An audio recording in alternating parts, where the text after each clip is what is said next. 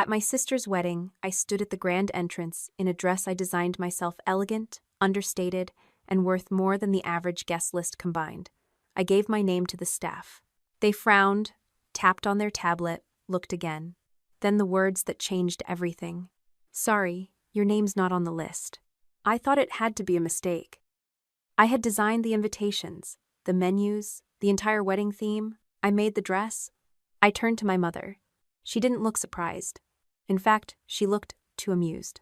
She leaned in, lowered her voice, and said, "Your sister married into money. We can't have a poor little designer embarrassing us." That was the moment. The moment everything snapped into place. Every insult, every dismissal, every time I was overlooked. They never planned to include me. I was good enough to work for them, but not good enough to be seen. So I smiled, turned, and walked away. But before I left, I said just one thing: then pay for the wedding dress. 3 days later, my mother opened the invoice. The price tag? $27,500. She called me, then called again, and again. 98 missed calls. This isn't just a story about being left out. It's about what happens when the person you dismiss turns out to be the one holding the thread. Stay with me. What happened next turned everything upside down. Clare Sutton was 32 years old, unmarried, and lived alone in a restored loft above a quiet gallery in Savannah. From the outside, she seemed ordinary, polite, understated, private. But behind her reserved smile was one of the most recognized forces in the high-end bridal industry. Under the pseudonym Eloise, Clare had designed wedding gowns worn by heiresses, media moguls, and political daughters. Her work wasn't flashy. It was refined, hand-sewn, whispered about in elite circles for its artistry. No one in her family knew. And that was exactly how she preferred it. The Suttons were a Southern family with a taste for status. Her mother, Linda Sutton, had mastered the art of social climbing. Her older sister, Rachel, was the golden child, the polished, perfect daughter whose only ambition was to marry well and look the part. Clare, with her calloused fingertips and late nights sketching by lamplight, had never fit in. Her father had been the only one who believed in her, but he passed away when she was 16. Since then, Clare had been tolerated, but rarely acknowledged. Still, when Rachel called months earlier to say, "I want something different for my dress," Clare felt a flicker of hope. Rachel claimed she was trying to be smart with the budget, said Clare's eye for elegance would save them thousands. Clare agreed, not because she needed the money, but because she wanted, desperately, to be seen. She designed the dress herself, spent over 120 hours on it, imported lace, hand-finished seams, every bead sewn with care. She also designed the printed menus, the welcome signs, the seating chart. No one paid her. No one asked how much it cost.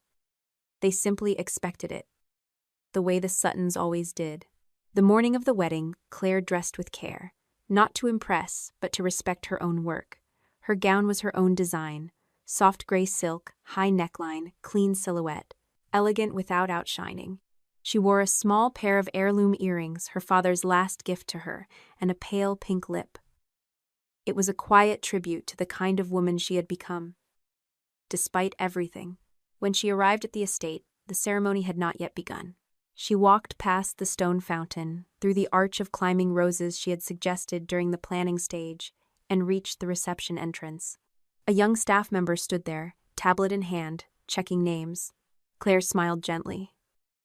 "Clare Sutton." The woman tapped the screen, paused. "Could you spell that for me?" She did. Another pause. Another scan. Then came the phrase that made Clare's chest tighten, despite the composure she wore like armor. "I'm sorry, your name isn't on the list." Clare inhaled slowly. "I designed the dress. I'm the bride's sister." The woman looked truly uncomfortable. "I understand. But the guest list is final. I'm not authorized to let in anyone who's not approved."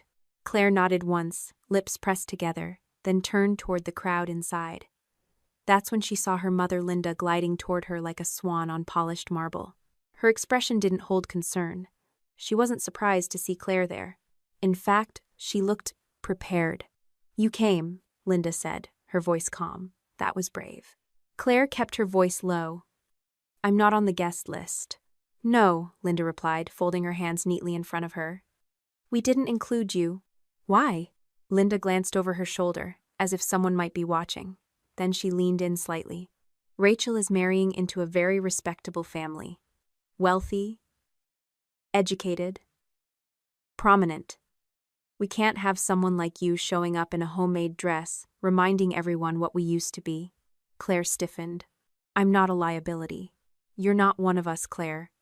You've always been on your own path. And that's fine. But this isn't your moment. It's Rachel's. Let her shine. Claire's heart beat loudly, but her voice was calm. I made the dress. Linda's smile didn't reach her eyes. And we're grateful, truly, but the job is done now. It was a clean dismissal, polished, cruel in its subtlety. Claire felt the sting but didn't show it. Instead, she looked directly at her mother and said, without raising her voice, "Then pay for the wedding dress." Linda blinked. "What?" I said, Claire repeated.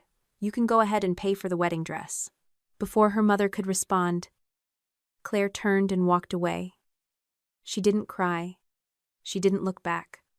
She crossed the gravel courtyard, stepped into her car, and pulled out her phone. The invoice had been drafted days ago, itemized, professional, and undeniably real. She clicked send. 3 days later, during lunch at a quiet cafe, Claire glanced at her phone. 98 missed calls, all from her mother. 1 voicemail. She played it once. "Claire, we need to talk about the invoice. I think there's been a misunderstanding. Can you please call me?" She didn't. Some debts can't be paid in money. But this one? Oh, this one could. Claire didn't return her mother's calls. Not after the invoice, not after the voicemail. Silence was no longer a passive choice, it was her form of peace. And as she stirred her tea at the cafe that afternoon, her thoughts drifted to places no invoice could reach. Places older than resentment, deeper than pride. She had not always been this composed. There was a time when Claire Sutton cried over cold dinners and birthdays forgotten. A time when she'd squeeze herself into tight dresses and tight smiles, hoping for one approving nod from her mother. But that approval had never come. Not when she painted, not when she placed second in a regional art competition, not even when her fashion sketches were published anonymously in a student magazine her senior year. Because, in the Sutton household, worth was measured in conformity, not creativity. Rachel was the shining star. From kindergarten, her drawings were framed on the fridge. Her report cards were bragged about at brunch. She was sent to etiquette lessons, posed for family holiday cards, and at 16 had a full portfolio of modeling headshots. Their mother groomed her to be admired, pursued, married well. Rachel didn't question the attention, she absorbed it like sunlight. Claire was different. She didn't dress like the other girls. She asked too many questions. She spent hours alone, flipping through fashion catalogs and sketching figures in spiral notebooks. When she spoke about design, her mother would interrupt with a sigh. "That's not a real future, Claire. It's a hobby. A distraction." Rachel got piano lessons. Claire got silence. But there had been one voice in her corner. Her father. James Sutton had been a quiet man, the kind who fixed broken faucets without being asked and remembered the birthdays of the mailman's children. He didn't say much, but when Claire showed him her first full-fashion sketch, a lavender gown with a scalloped hem and embroidered neckline, he looked up from his newspaper and said, "You've got an eye for beauty. Don't ever let anyone shame you for seeing the world differently." That sentence became her compass. He started sneaking her books on textiles and pattern making. When her mother scoffed, he told her gently, "Let Claire be Claire." And for a while, he protected her, buffered her from the subtle dismissals, the dry looks, the unspoken rankings. Then he died. Heart failure. It happened just before Claire's junior year of high school. Rachel cried publicly and was consoled by neighbors. Claire cried alone, quietly, behind closed doors. No one noticed she stopped drawing for 6 months. No one noticed she stopped eating dinner with the family. She faded from the rhythm of the household like a melody no one cared to hum anymore. From that point forward, it was as if Clare had been erased not in cruelty, but in convenience. She wasn't invited to mother-daughter brunches. Her birthday gifts became checks and envelopes. Her milestones passed without celebration. And when she applied to a fashion school in New York and was accepted on full scholarship, Linda Sutton simply said, "At least that won't cost us anything." It did cost Clare something, a great deal actually, but she never let them see it. In that space of rejection, Clare found her sanctuary in design.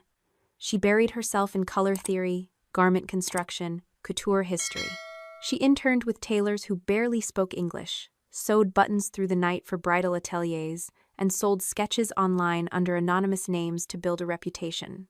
She learned everything no one believed she could on her own terms. She learned not just how to create beauty, but how to survive it. That isolation sharpened her. Not bitter, not cold, just clean like polished steel. Her friends came not from family, but from quiet corners of the industry: mentors, stylists, pattern makers, assistants who didn't care about her last name. She earned her respect in pinpricks and pleats, not parties. It wasn't that Clare resented Rachel. Not exactly. It was more that she resented what Rachel had been allowed to be. Visible, wanted, celebrated.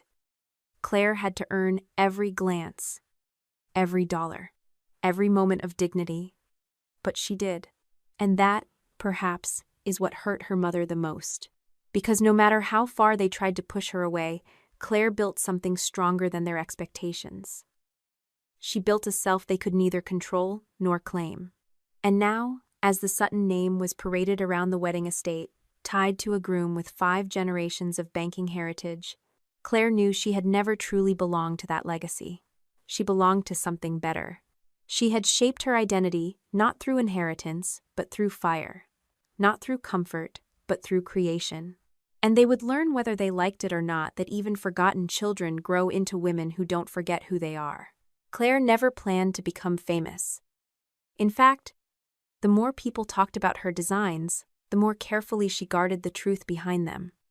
Fame, in her world, was a costume she never wanted to wear. What mattered wasn't her name. It was the stitchwork, the story sewn into every seam. That's why Eloise was born. Eloise was elegant, untouchable, and invisible. She didn't take interviews. She didn't show up at fashion weeks or stand backstage for applause. There were no selfies, no behind-the-scenes reels. Her branding was handwritten notes, wax-sealed boxes, and the unmistakable quiet confidence of someone who let her work speak for itself.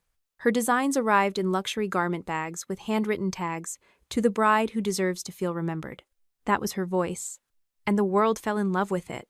Within 5 years, Eloise had become a name whispered among elite bridal boutiques. Stylists referred their most demanding clients to her.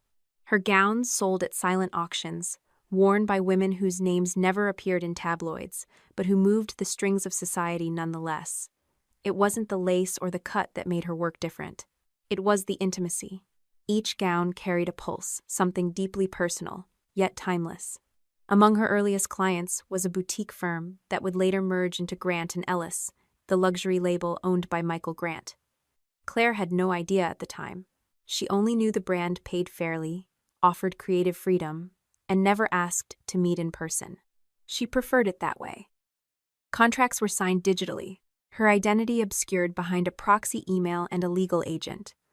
All payments were made through her incorporated name, C.E. Designs, LLC. No one ever asked what the initials stood for.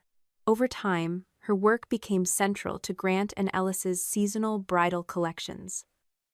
3 of her original silhouettes had been featured in magazines. One gown had been worn by a senator's daughter in a New England estate wedding that was quietly profiled in Vogue. And still, no one knew who Eloise was. Not even Michael Grant, the man now married to her sister. It was an irony Clare didn't dwell on. When Rachel announced she was engaged to Michael Grant, Clare's stomach tightened, but not from envy. It was the odd convergence of 2 worlds she had tried so hard to keep separate. Rachel, the sister who had spent their entire childhood under a spotlight, Clare was never allowed to share. And Michael, the CEO of the very brand that profited from her anonymity. She considered telling him. Just once. Just to say, we've worked together before, actually. But then she imagined the look he'd give her, the polite disbelief, followed by the awkward pause. Rachel would twist it into a competition. Their mother would somehow make it about herself. And so Clare did what she always did. She said nothing. She sketched, she sewed, and she stayed quiet. Eloise remained her shield, a creation not just of fashion, but of survival. After years of being diminished and dismissed, Clare learned the power of being unknown. If they couldn't see her, they couldn't undermine her. No one could say she succeeded because of a name or a favor. Every stitch was hers. Every dollar earned without recognition was proof of her worth. And yet, there were days when she wondered what it might feel like to be seen. Truly seen, not for a title or a label, but for the work and heart beneath it. But that dream had faded over time, replaced by something sturdier: independence. The irony, of course, was that her family still saw her as the struggling one. The artistic child who'd never grow up. Her mother still called her creative, the way some people say complicated. Rachel still treated her success as a phase. They spoke of careers, but not hers. Weddings, but not the ones she helped make unforgettable. No one asked how she paid her bills. No one ever said, "I saw your work in that magazine." Because no one knew. And that was how she wanted it. Until that moment at the estate gate, when her mother looked her in the eye and called her a poor designer, as if she were still that girl sketching gowns in a spiral notebook while Rachel tried on pageant dresses. Clare didn't correct her. She didn't say a word. But the moment would stay with her, sharper than any insult. Because in that one sentence, her mother had confirmed everything Clare had always suspected, that nothing she did would ever be enough to earn her place in that family. Not even building an empire in silence. She had learned to be invisible. But invisibility, as Clare had come to understand, wasn't weakness. It was power. The kind that didn't need to be announced to be undeniable. Rachel reached out on a Tuesday morning, 2 months before the wedding. Her voice on the phone was unusually sweet, almost rehearsed. Clare was sipping coffee, reviewing fabric swatches under soft natural light when the call came through. It had been months since they'd spoken beyond family obligations. That alone should have been a sign. "Clare," Rachel began, all sugar and silk, "I have a huge favor to ask." Clare had heard that tone before. When they were children, it often came before Rachel borrowed her sketchbooks and never returned them, or convinced their mother that Clare had broken something she hadn't. Still, Clare answered calmly, "What is it?" Rachel launched into her explanation. The wedding budget had ballooned. The venue, the food, the band, everything cost more than they expected. Michael's family had covered most of the major expenses, but there were little things slipping through the cracks. And, of course, the dress. Clare listened silently as Rachel explained that she had tried other designers, but no one could deliver something truly special on short notice without charging a fortune. "I know it's a lot," Rachel said, lowering her voice slightly, "but I was hoping, maybe you could help me. Just this once." Clare didn't answer immediately. She stared at the delicate tool between her fingers, felt the weight of all the years she had spent being overlooked. But then she remembered the girl she used to be, the one who still wanted to be part of something that belonged to the family, even if she'd been pushed to the margins. "I'll do it," Clare said softly. Rachel squealed in delight, then pivoted quickly. "Oh, and Mom has a few ideas too. She'll email you later with notes on the neckline and train. We're thinking something timeless, but also photogenic," her word, not mine.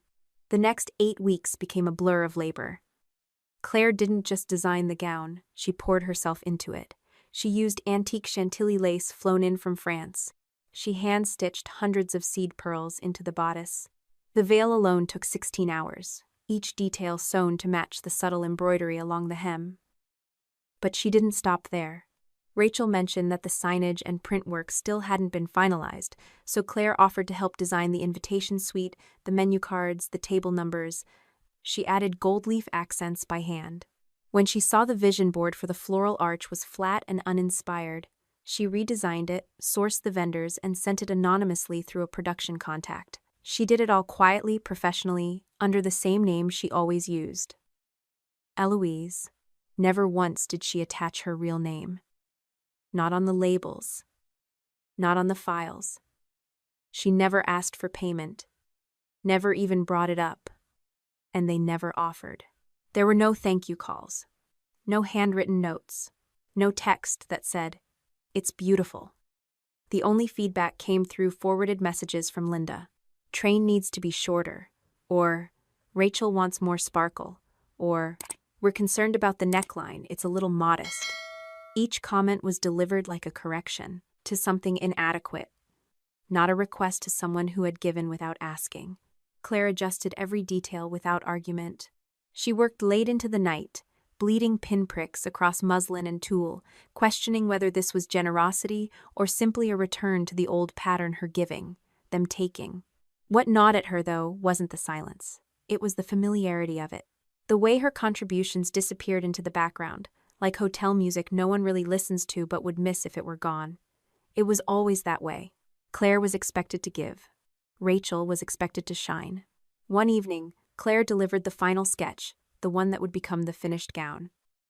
She emailed it to Rachel and copied Linda, noting timelines, fabric shipment status, and estimated delivery. The response came 2 days later from Linda's email address. "Looks fine," it read. "Please confirm there's no visible branding. This is a family event, not a business opportunity." Clare stared at that sentence for a long time. There it was again, that line between family and function. She wasn't their daughter or sister in that moment. She was a service, an invisible hand, a ghost in tulle. A quiet voice inside her began to whisper, one she hadn't heard in years. Something is off. But she pushed it down, as she always did, because despite the pattern, despite the years, some part of Clare still believed that if she just gave enough, if she just gave perfectly, maybe they would finally see her. She had no idea just how wrong she was. The wedding invitations were delivered the second week of May, wrapped in ivory envelopes sealed with gold foil R&M, her own custom-designed monogram. Clare recognized the design instantly. She had spent hours refining every detail, the weight of the paper, the angle of the calligraphy, the subtle shimmer of the ink when tilted under light.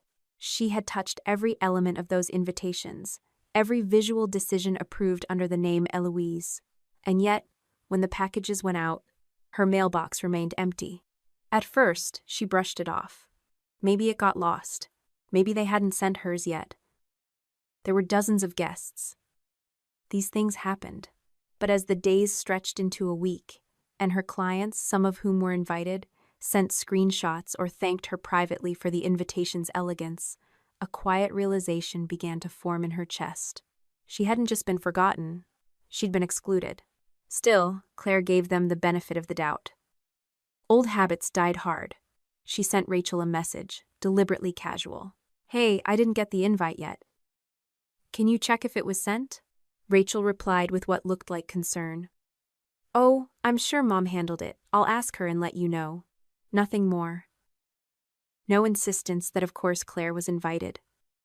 No apology. No follow-up. Clare stared at the message for a long time. There was no warmth in the words, no urgency. Just a vague promise to check and, she suspected, to never mention it again. Rachel had always been good at keeping things pretty on the outside. That night, Clare poured herself a glass of wine and opened her laptop. She found herself scrolling through a bridesmaid's Instagram story. A blurry video panned across the reception board. "Final seating chart," the caption read. Clare paused the frame and leaned in. Her heart thudded as her eyes scanned each column. No Clare. No C. Sutton.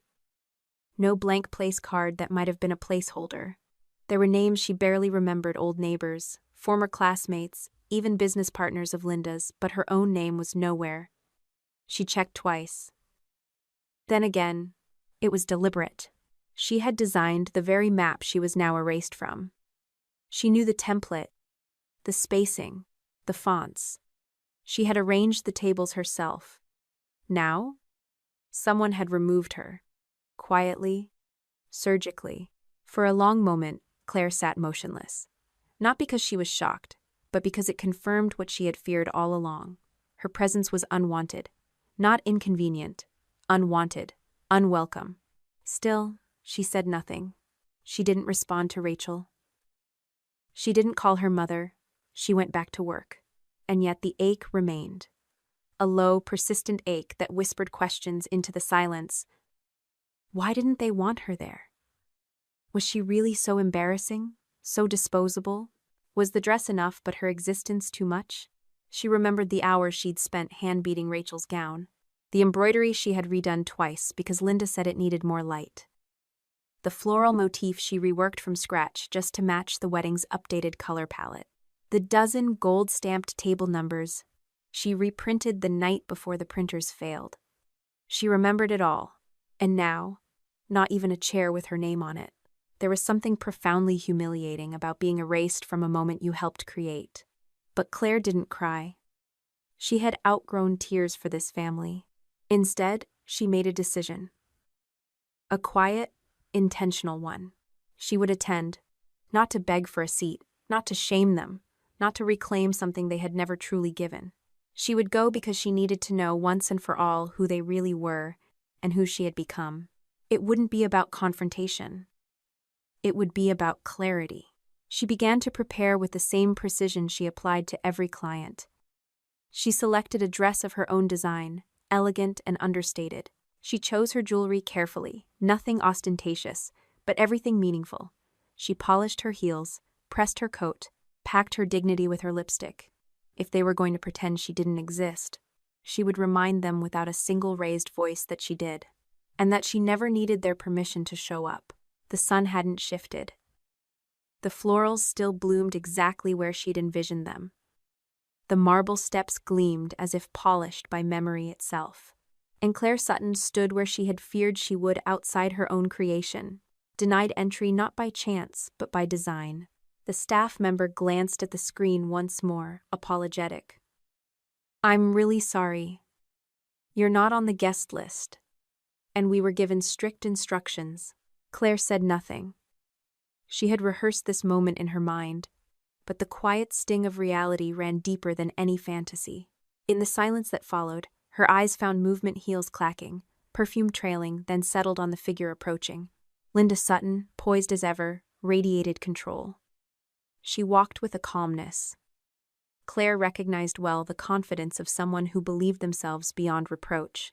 She reached the entrance, offered the staff member a tight smile, then turned to Clare. "I told you," Linda said. Her voice was low, cutting. "We can't have a poor designer standing beside a man like Michael. It would reflect poorly on Rachel. On all of us." Clare blinked slowly. "I'm not here to stand beside anyone." Linda narrowed her eyes. "Why are you here then? To make a scene? Don't you think you've taken enough from this family?" Clare almost laughed. Taken? She thought about the hours she'd worked, unpaid, unseen. The late nights. The care. The silence she'd maintained when her name was erased from the seating chart she had designed. "You didn't even send me an invitation," Clare said. Linda didn't flinch. It would have made things complicated. "And the seat?" "There wasn't space," her mother answered flatly. "Besides, you've never really belonged to this world, Clare. We gave you a roof, an education. We tolerated your little hobby." Clare felt her stomach go cold. Tolerated. That word, spoken so easily, erased years of effort, of trying to prove she could belong not through obedience, but through excellence. Not through polish, but through purpose. "You never saw me," Clare whispered. Linda tilted her head, her voice sharp now. "I saw what you were trying to be. It was never enough." Something inside Clare settled. Not broke, not snapped. Settled like dust finding its place after a long fall. She adjusted her posture slightly, not in defiance but clarity. Her voice was calm. "Check your email," she said. Linda frowned. "Excuse me?" Clare's words were measured.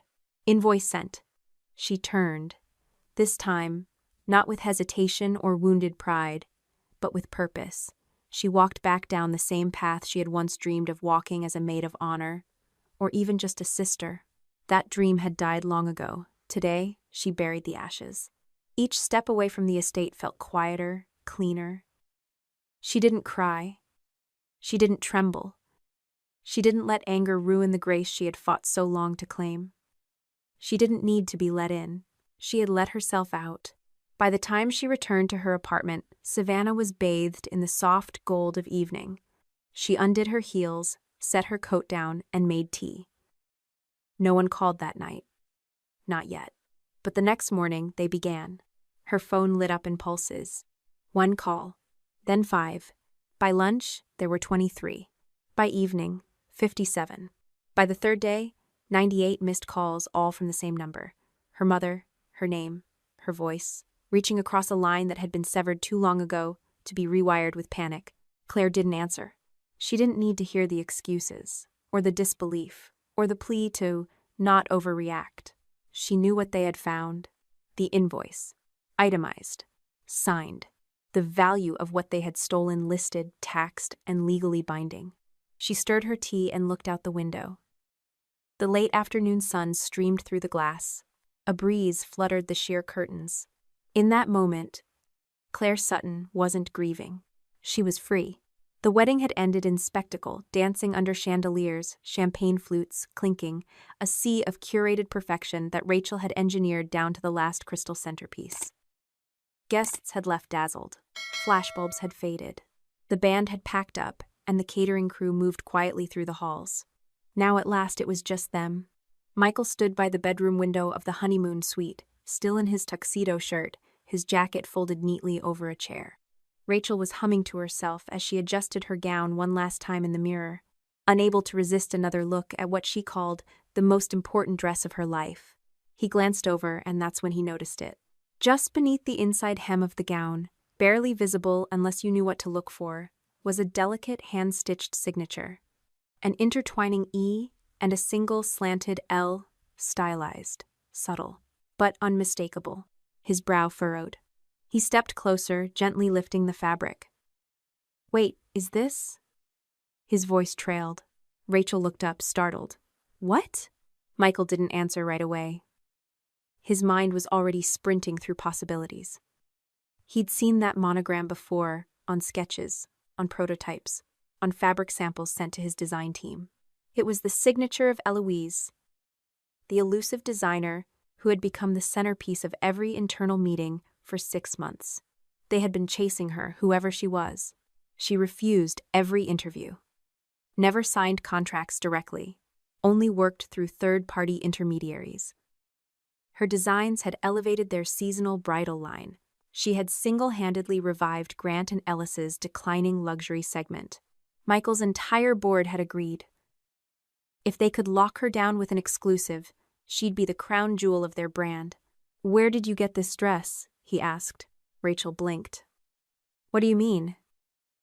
"You saw it being fitted." "No, who designed it?" There was a pause. Rachel smoothed her hands over the fabric.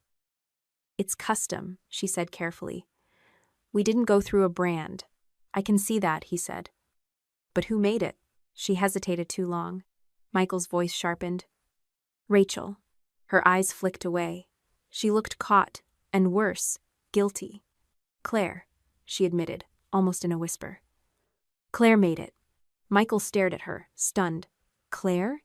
Rachel tried to laugh it off. "You know, she went to school for design or something. She offered to help with the dress when we were over budget. It wasn't a big deal." He stepped back, a knot forming in his chest. "Claire is Eloise?"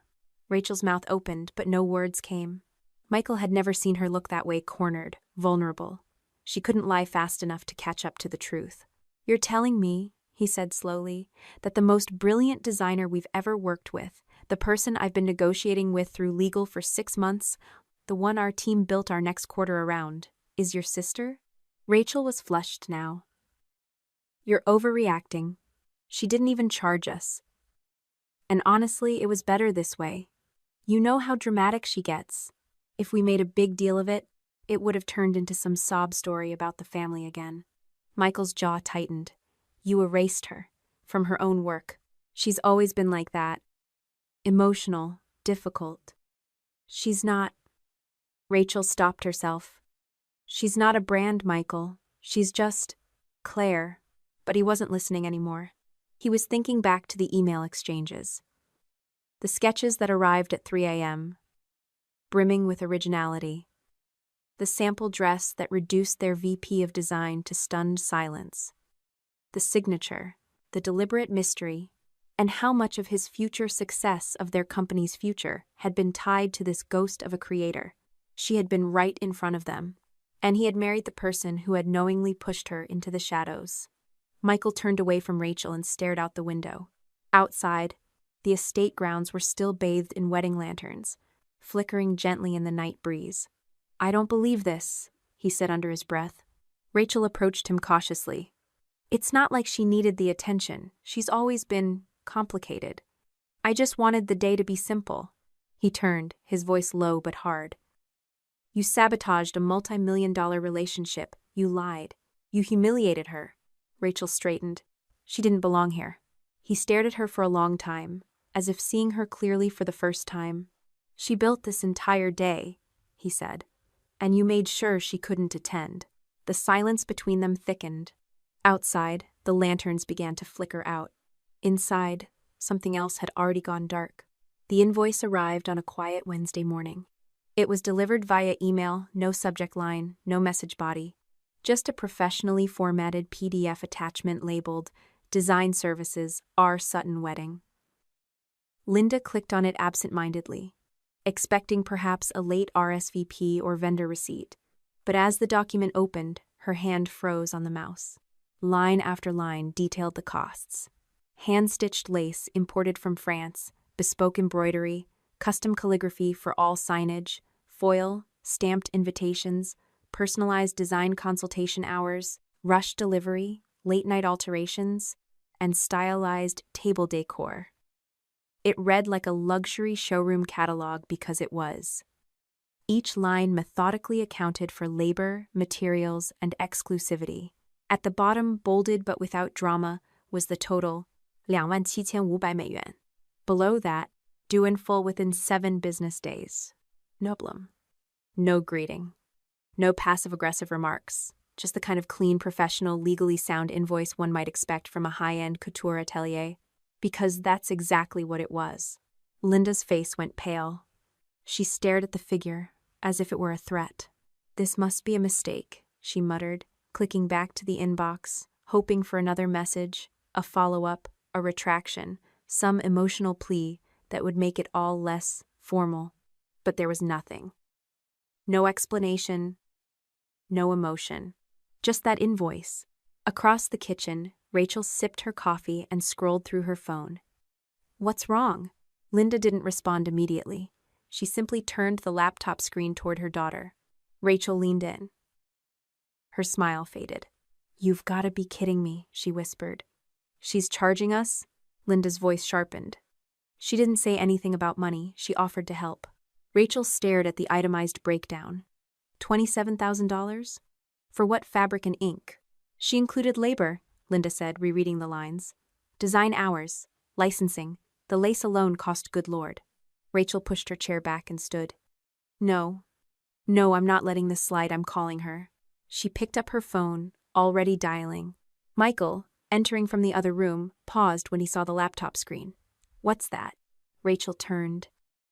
An invoice. From Clare. She's billing us for the dress.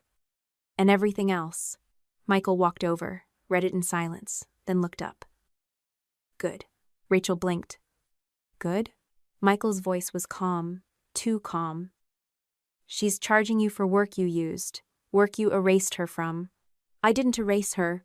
You didn't invite her. You lied to me about who made the dress. You let your mother insult her at the door. Rachel folded her arms. I didn't know she was Eloise when I asked for the dress. But you knew she was your sister, and that should have been enough. Michael's jaw clenched. She was never the problem, Rachel. Rachel's phone vibrated in her hand, Claire's name on the screen. She answered quickly. It rang once. Then voicemail. She tried again. Straight to voicemail. Again. Declined. Across the table, Linda was already scrolling through her contacts. She can't possibly expect us to pay this. This is family. Michael raised an eyebrow. Is that what you call it? Linda ignored him and tapped Claire's name. It rang. Voicemail. Again. Declined. Again. No answer. She tried 5 times in a row, pacing the kitchen now, flustered. "She's ignoring me." "Can you blame her?" Michael said. "You used her talent, dismissed her worth, and called her poor in front of your guests." Linda turned, flustered and red. "This is outrageous. She's always been dramatic. We took her in when she was young, gave her everything, and now she sends us invoices like we're strangers?" Michael met her gaze evenly. "Maybe because that's how you treated her." Linda's mouth opened, but no words came. Rachel sat back down slowly, phone still in hand. Her cheeks flushed not with anger, but something closer to shame. Outside, the sun had begun to rise higher in the sky, illuminating the gleaming surfaces of the house Clare had helped decorate from afar. The invitations still sat stacked in a decorative tray, the ones guests had fawned over. A framed copy of the menu she had designed leaned against a vase of wilting hydrangeas. Clare's work surrounded them, silent, elegant, undeniable. But Clare herself was gone, and she had taken her silence with her. By evening, Linda's phone showed 27 missed calls. By the end of the next day, 49. The morning after that, 98. All to the same number. All unanswered. Clare wasn't just ignoring them. She was, at long last, unseen by choice. The house hadn't changed much. Dust clung to the baseboards. The floor creaked in familiar places. And the scent old wood, faint lavender, lingered in the corners like memory. Clare stood in the entryway, keys in hand, the echo of her footsteps pulling her deeper into the past. She hadn't returned here in years. It was her childhood home, or what remained of it. After her father died, everything felt colder. Linda had repainted the walls, removed most of the books, replaced furniture with sleek modern pieces that never matched the warmth the house used to have. Eventually, Clare moved out. Not in anger, just in self-defense. Now that the property was finally being sold, she had agreed to come back for one final walkthrough, to clear out anything she might have left behind. The attic was still cramped. Dust motes danced in the slivers of late afternoon light, spilling through the small circular window. Cardboard boxes lined the far wall, some marked in her father's handwriting, neat, curved, patient. She opened the one labeled Clare Sketchbooks. Inside were the notebooks he had saved. Early drawings of dresses made from colored pencil and glue, some no more than stick figures with gowns. A few crumpled watercolors, one small journal she barely remembered keeping. At the bottom of the box was a thin white envelope. Her name was written on it in his hand. Clare. She froze. It hadn't yellowed with age. The ink wasn't faded. It had been preserved, sealed in plastic, tucked away deliberately. She sank slowly onto the attic floor, her back against the wooden beam, and opened it with shaking fingers. Inside was a single sheet of folded stationery. "My brilliant Clare," it began. She had to stop for a moment. She hadn't heard those words in so long. "I'm sorry I couldn't stay long enough to see where your light would take you. But I see it already. You were never like the rest of them. You saw the world sideways, in colors most people ignore. And I know it hurt when they didn't understand. But don't you dare dim that light to make yourself smaller. Don't trade your voice for their approval. Don't ever give up what makes you shine, just to make them comfortable." She brought her hand to her mouth, unable to breathe. "I know your path won't be straight. I know you'll question yourself. But promise me this. Whatever room you walk into, walk in as yourself. They may never accept you.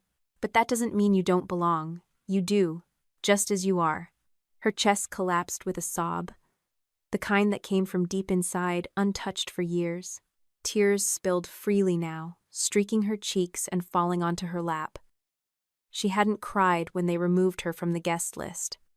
She hadn't cried when her mother humiliated her at the door. She hadn't cried when her work was exploited and erased. But this undid her. To be seen, to be understood, even after all this time, even from beyond the grave. She pressed the letter against her heart and wept. It wasn't grief, it was recognition. It was the moment a part of her long buried finally rose to the surface and said, "I exist." Later, when the tears had dried and the attic was bathed in the soft gold of early evening, Clare stood, folded the letter gently, and placed it in her bag. She walked downstairs slowly, pausing in the hallway where her childhood sketches had once been pinned to the wall before being replaced with Rachel's academic certificates. She looked at the empty space now, and for the first time, didn't feel like she needed it back. Back at her apartment, she pulled up her design website. Until now, everything had been branded Eloise. Anonymous, elegant, disconnected.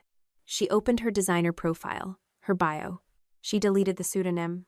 In its place, she typed, Clare Sutton, designer, artist, creator. She stared at the screen for a long moment. Her hand hovered over the mouse. Then she clicked publish. And just like that, she stepped fully into the light her father had always seen. The press release was simple. No dramatic language, no fanfare. Just a clean white background, a serif header, and a statement that read, Clare Sutton Atelier. Couture reclaimed. It hit the industry like thunder. Within hours, fashion blogs exploded with speculation. Whispers turned into headlines. Screenshots flooded social media, captioned with the same stunned question. Eloise, is Clare Sutton? By noon, Clare's inbox was overflowing. Interview requests from Vogue, Harper's Bazaar, and Elle. Feature inquiries, offers for panel talks. Designers she had once admired from afar were now asking for collaborations. Major couture houses in New York, Paris, and Milan were requesting meetings. Even her old design school reached out, asking her to return as an honored alumna. But it wasn't the attention that stirred Clare. It was the name. Her name. For the first time in her career, the world wasn't praising a myth or a mystery. They weren't marveling at the elusive Eloise. They were seeing her, Clare Sutton, as the mind and hands behind every stitch, every silhouette, every moment of grace that had walked down a runway or glided down an aisle. The new studio was quiet, still scented with fresh paint and eucalyptus candles. The space was modest, not grand exactly how she liked it. Clean white walls, sunlight from the high windows, a single table in the center with her sketchbooks open. On the far wall, the new logo had just been installed in brushed gold. Clare Sutton Atelier. She stood in front of it for a long moment, her arms folded, her eyes thoughtful. She didn't need applause.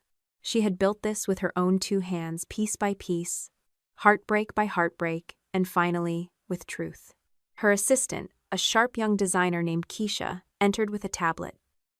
You've got 3 more interview requests, she said. And this just came in from Grant and Ellis. Clare didn't flinch. She took the tablet and glanced at the offer. A full page of legalese, brand language, revenue share breakdowns. But the signature at the bottom caught her eye. Michael Grant, CEO. She stared at it for a long beat. The offer was generous, far more than what she had charged for her sister's wedding. It was the kind of deal designers waited a lifetime to receive. Clare had once dreamed of working with companies like his, but that was before they erased her. Before they chose silence over recognition, before they tried to package her art while discarding her name. She handed the tablet back to Keisha. Please respond, she said calmly. Tell them I'm not interested. Keisha blinked. You sure? This is... Clare's voice was clear. I'm not interested in partnerships built on lies. Keisha smiled. I'll take care of it. Clare turned back toward the large drafting table, where a new design was slowly taking shape. Not a bridal gown this time. A collection. Her first full couture line under her real name. No ghost signature. No hidden authorship. Just her. Later that evening, she posted a single photo on social media. A shot of her hand resting gently over a sketch pad. The caption read, "It took me years to believe I belonged. Now, I no longer need permission to stand in the light." The post went viral within hours. Clare didn't read the comments. She didn't have to. For once, she wasn't chasing approval. She was walking forward, finally, under her own name. Rachel had always been good at pretending. Pretending she was in control. Pretending her marriage was perfect. Pretending that the silence between her and her sister had always been mutual. But no amount of social polish could conceal the shift that had begun after the wedding. It started small. Michael coming home later than usual, eating dinners in silence, no longer reaching for her hand as they walked through crowded events. She told herself it was the stress of their new life together, the pressure of company expectations, the transition into married life. But deep down, she knew. Trust, once cracked, never settles back into place the same way. Michael no longer asked about her day, no longer showed her upcoming campaigns. One night, when she reached for his laptop, he pulled it away instinctively. It was a small gesture, but it confirmed what she feared. He no longer saw her as a partner. And worse, he no longer looked at her with pride. She'd lost something that night. Not in a scandal, not in a dramatic argument, but in a look, a silence, a distance that grew every day. One afternoon, Rachel found herself standing outside a glass studio downtown.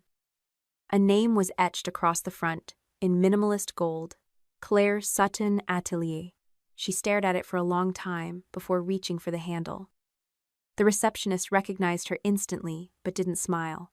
"I'm here to see Clare," Rachel said quietly. "One moment."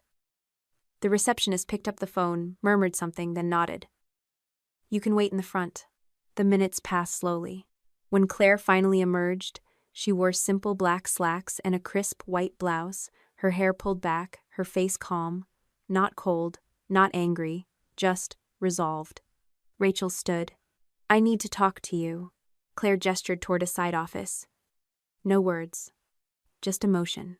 Inside, they sat across from one another at a small round table. Clare waited. Rachel's voice cracked before it even began. "I'm sorry." Clare nodded slowly, as if acknowledging the sound but not the meaning. "I was wrong," Rachel continued, "about everything. I was jealous, and I thought if I ignored you, you'd stop shining. But you didn't. You just got stronger." Clare didn't speak. Rachel wiped her eyes. "Michael barely looks at me. He doesn't say it, but I know what he's thinking. That I'm small. That I'm petty. And I was." Clare leaned forward, her voice soft but unwavering. "You weren't just petty, Rachel. You were cruel." Rachel looked down. "I know." Clare's expression didn't harden, but it didn't soften either. "You erased me from my own work. You used my hands, my talent, my time, and then locked me out. You called me family only when it was convenient. I didn't realize what I was doing." "Yes," Clare interrupted. "You did." Rachel's throat tightened. "I didn't come here to make excuses," she whispered. "I came to ask for your forgiveness." There was a long silence. Clare exhaled slowly. "I forgave you," she said at last. Rachel's eyes lifted in surprise. "But," Clare continued, "that doesn't mean you belong in my life." The words weren't harsh. They were simply the truth. Rachel sat frozen. "I spent too many years shrinking myself so you and Mom wouldn't feel uncomfortable," Clare said. "I made myself invisible so I wouldn't be a threat. I stayed quiet when you took what wasn't yours. But that part of me is gone now. I don't want revenge. I don't want an apology." Clare stood, her voice steady. "I want peace." Rachel remained seated, stunned. Clare walked to the door, opened it gently. Rachel looked up, eyes damp, voice barely above a whisper. "So this is it?" Clare didn't turn back. "It was over a long time ago, you just didn't notice." Rachel rose slowly, clutching her purse.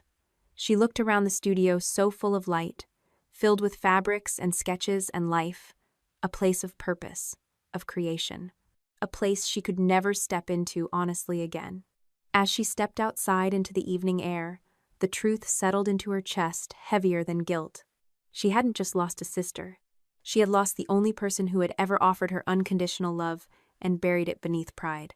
Now, that door would remain closed, and the echo of Clare's final words would follow her home.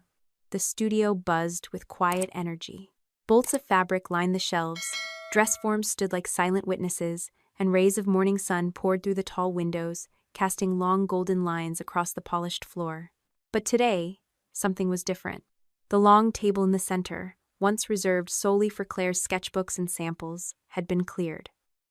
In its place were plain notepads, sharpened pencils, and rolls of inexpensive muslin. A dozen folding chairs circled around it. Each one held a girl, some barely out of high school, some older, all with nervous eyes and hesitant hands.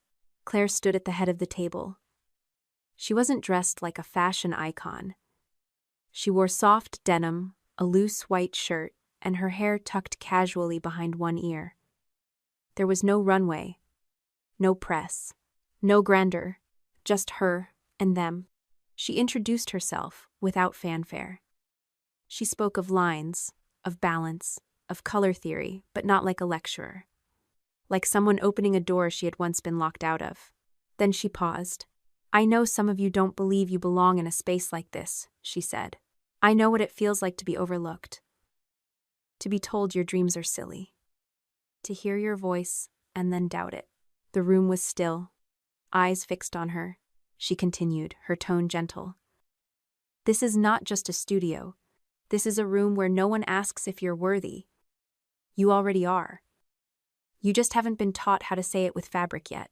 A young girl raised her hand, maybe 16, with tight curls pulled back into a makeshift bun and secondhand jeans patched at the knee. "My aunt says fashion is only for the rich," she said, almost whispering. "I'm poor. Can someone like me really do what you do?" The words hung in the air. Claire stepped closer, her voice soft but firm. "Luxury," she said, "is not about money. It's about knowing your worth." The girl blinked, as if unsure whether to believe her. Claire smiled. "The most valuable thing I ever made didn't cost a fortune. It cost courage." Somewhere, someone let out a shaky breath. A tear rolled down a cheek. Not out of sadness, but recognition. As the lesson went on, they sketched their first lines, tentative at first, then bolder. They held fabric up to the light. They asked questions. They laughed nervously, then freely. When the day ended, the girls filed out slowly, each lingering just a bit longer than expected. One of them placed a folded thank you note on the table. Another asked if they could come back tomorrow. Claire remained alone in the studio once more. She walked to the back corner, where an old corkboard leaned against the wall. Pinned to it was a yellowed sketch, slightly uneven lines, watercolors faded. It was her first dress. Drawn when she was 10, colored with markers, glued with scraps of lace. She picked it up gently, then moved to the central table. There, under the sunlight, she unrolled clean paper. She began to draw. The lines flowed easily now. Not because she had mastered the art, but because she no longer questioned her right to make them. Her name was no longer hidden behind a signature. Her hands were no longer invisible. She signed it at the bottom, Claire Sutton, with calm, confident strokes. The sunlight shifted, catching the page just right. The sketch shimmered faintly, the ink still wet. She stepped back, tilted her head, and smiled. Not because it was perfect, but because it was hers, and this time, everyone would see it. And that's how Clare Sutton, once the forgotten girl in the shadow of her sister, reclaimed her name, her voice, and her future. Not with vengeance, but with clarity. Not through conflict, but through truth. She didn't need to prove her worth to those who once turned her away. She became a light to those who had never been seen. And perhaps that's the most powerful revenge of all. Not when you fight to be accepted, but when you thrive without needing to be. So, what would you have done if you were Claire? Would you have walked away? Would you have sent the invoice? Or would you have taken it further? We want to hear from you. Drop your thoughts in the comments. Let us know which part of Claire's story struck you the most. And if you believe stories like this need to be told, don't forget to subscribe. Every week, we bring you powerful tales of betrayal, healing, and transformation. Because sometimes the quietest voice tells the loudest story. Thanks for watching. We'll see you in the next one.